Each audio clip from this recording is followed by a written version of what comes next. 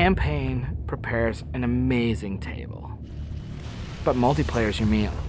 I could eat it every goddamn day, forever. It's like sitting around on the couch with 7 of your buddies, playing Halo multiplayer, trash talking. 2 men enter, the better man leaves. The lesser man is respawning, and that's Halo.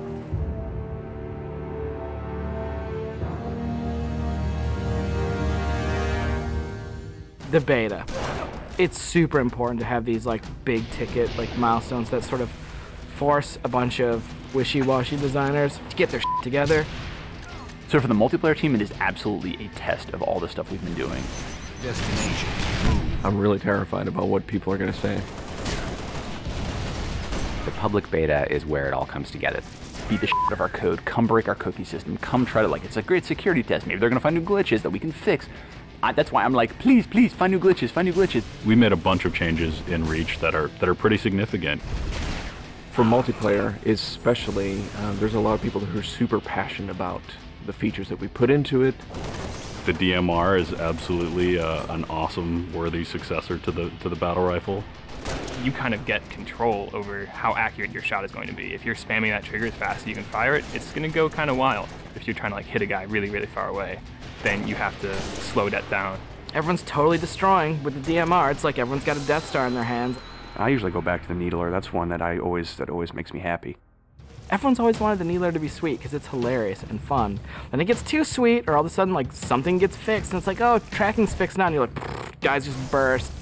It's been fun to go back and kind of re-envision some of the old friends. Like the sniper rifle.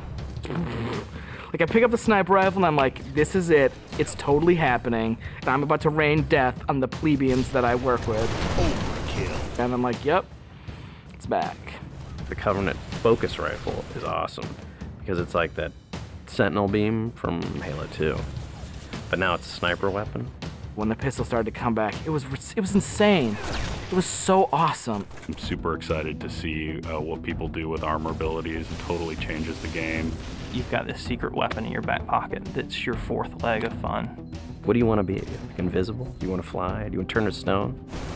With Reach, you've got guys in jetpacks flying around, invisibility guys just showing up.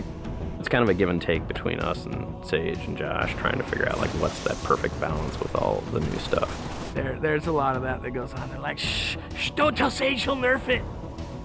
You're juggling plates, right? You're just sitting there spinning the plates, and occasionally once you're spinning, you're like, ah! And you're like, make Invis more powerful. And everyone's like, no, I'm picking Invis. And you're like, okay, make it less powerful. And then, oh, no, everyone like, I mean, that's what Sage and those guys do. It's a fucking huge challenge. We don't ever want to create one super weapon that works in all cases, because that tends to make the game fairly dull. It's really up to the player to decide how do they want to play on a particular map. It's a choice.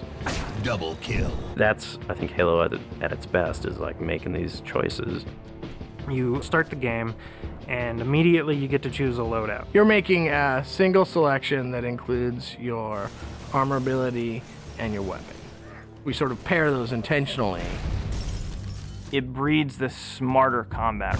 You'll definitely notice a big difference in how the game functions. Right now, at this exact moment in development, Armor Lock's insane. It's super powerful. I love it. It is just fucking fun. There are 2 Slayer maps. There's Powerhouse, which is an asymmetrical map. Lots of indoor-outdoor action. Sword Base is a very vertical map. Moving around Sword Base is a completely different scenario when you've got a jetpack versus when you're sprinting.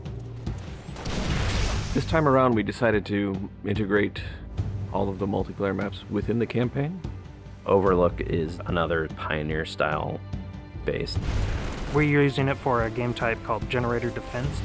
That's also a multiple loadout game type. Your loadouts are actually far more varied than, say, in Slayer. Boneyard is our largest map we've ever done in multiplayer. It's definitely the most complicated multiplayer space we've ever tried, and it's also a new game type. Invasion is this big team battle. We sort of sat down and said, let's try to make an objective game that has elements like Slayer and try to make that more fun. And we wanted a big, huge, lots of guys and all these fictional elements. We've added a couple new objective game types, Headhunter, Stockpile. Headhunter. It's so much fun. Like seeing a dude pick up skulls and then you cap him and seeing skulls fly out of his body, and then the mad dash to pick those things up. And there's a lot of tension as you're amassing skulls. It's the risk reward of gathering up a lot and banking all at once, or just doing it one at a time and not being a big target. Headhunter. Stockpile is a team game based on capture the flag. 2 teams each have their collection zone or stockpile. There are multiple flags on the map, and your goal is to grab a flag, take it to your goal. It's a game of capture and defense. We have what we call the party games. We have Race, we have Oddball, we have King of the Hill, but like, Slayer's the thing you keep coming back to. Like, for me, Slayer is the game. Slayer is multiplayer. The arena is a really awesome evolution for people who want to play really hardcore competitive multiplayer. Let's just acknowledge that Slayer's awesome and try to build that space where we can sort of say, like, if you're hyper competitive, care about stats, let's make that for you. Bam, games, push, rating, push, division. The better you play, you'll eventually be put into a division. The arena divisions are broken up into Onyx, Gold, Silver, and Steel. You can say, oh yeah, I was Gold, you know, and like that means something. And I'm like, oh yeah, that's cool. You're basically a AAA baseball player. And I'm like, I'm Onyx. Like, you just met fucking Roger Clemens. Our matchmaking system is really good at matching people up based on skill. What it has never been really good at before is saying, well, how much fun will these 2 people have playing together? I'll sing, some of it's obnoxious, I'll get muted. Why can't I tell the system, dude, find me the people who love playing like a team player? Instead of just trying to put 8 people in a game together, we first use the social preferences for finding teammates. And then we can say, find 4 of the people who are really good skill match. Without players thinking about it, we hope that it'll lead to better social encounters. Active roster essentially is us bringing the Y menu back from Halo 2. It's a way of saying, friends are online and this is what they're doing, so I can hook up with them with a minimum of fuss.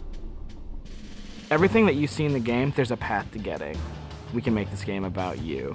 I really wanted to make sure that players were able to invest themselves in the Spartans that they create, and then be able to carry that Spartan back and forth between campaign and multiplayer seamlessly without them feeling like it's 2 different experiences. Start at 0, nothing. Invest, play the game, no freebies. You're beta testing, have a t-shirt. Little avatar t-shirt. I'll be wearing one. The fans should never assume what you see in the beta is set in stone. What's working about Powerhouse? The jetpack is practically crying out for abuse. Is Rocket Spawn open?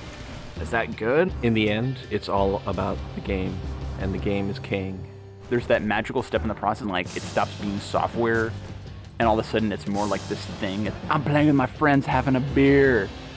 It's awesome.